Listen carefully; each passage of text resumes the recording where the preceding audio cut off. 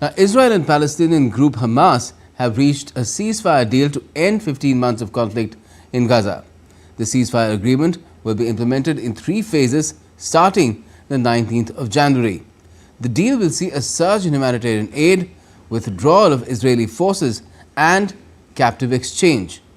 Announcement of the deal was welcomed by many countries including India, which expressed hope that this will lead to a safe and sustained supply of humanitarian assistance to the people of Gaza. However, the ceasefire agreement now faces a hurdle as Israel has accused Hamas of reneging on parts of the ceasefire deal. Israel also held off on approving a hostage deal and has put off its cabinet meeting. Fuzail Ahmed reports. The ceasefire agreement between Israel and Hamas hit another snag on Thursday after Israel accused Hamas of reneging on parts of Gaza's ceasefire deal.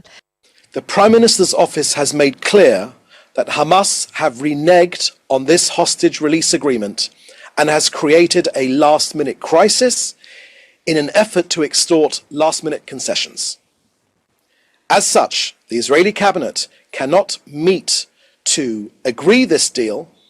It cannot convene until the mediators notify Israel that Hamas has accepted all elements of the agreement that were already agreed. The deal came after weeks of intensive rounds of indirect negotiations in Qatari capital Doha between Israel and Hamas, mediated by facilitators from the US, Egypt and Qatar. US President Joe Biden released a statement following the ceasefire announcement. Biden in a statement said that it is the result not only of the extreme pressure that Hamas has been under and the changed regional equation after a ceasefire in Lebanon and weakening of Iran, but also of dogged and painstaking American diplomacy. He also said that his diplomacy never ceased in their efforts to get this done. This deal was developed and negotiated under my administration, but its terms will be implemented, for the most part, by the next administration. In these past few days, we've been speaking as one team. While Russia said it hopes that ceasefire in Gaza would lead to stabilization and create the necessary conditions for a political settlement between Israel and the Palestinians. We believe that the conclusion of this agreement will help provide the necessary conditions for establishing a process towards a comprehensive political settlement of the Palestinian problem upon a universally recognized international legal basis.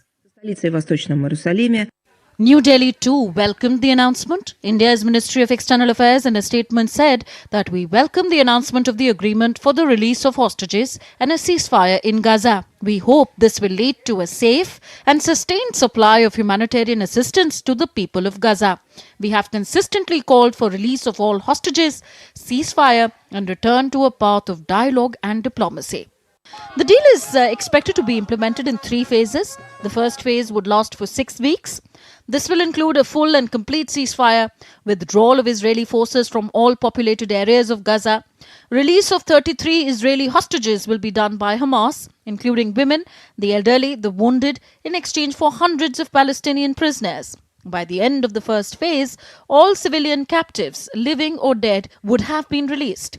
Humanitarian assistance would be sent with 600 trucks going in daily. Details of the second phase would have to be negotiated during the first phase. In the second phase, Hamas would release the remaining living captives, mainly male soldiers, in exchange for more prisoners and the complete withdrawal of Israeli forces from Gaza, according to the draft agreement. In phase 3, a major reconstruction plan for Gaza would commence, and any final remains of the hostages who have been killed would be returned to their families. Following the announcement of the deal, European Union said that it will deliver €120 million in aid for Gaza. Today we are also adopting a package of €120 million for Gaza to address the ongoing humanitarian crisis there. We know that the situation there is catastrophic. We know that Palestinians urgently need nutrition, medical supplies, shelters, other protection. Interestingly, anti-hostage deal protest was also held in Jerusalem. Protesters held portraits of Israeli soldiers killed in the Gaza war with coffins symbolizing those they believe would be killed as a consequence of the ceasefire. Fuzail Ahmed's report for DD India.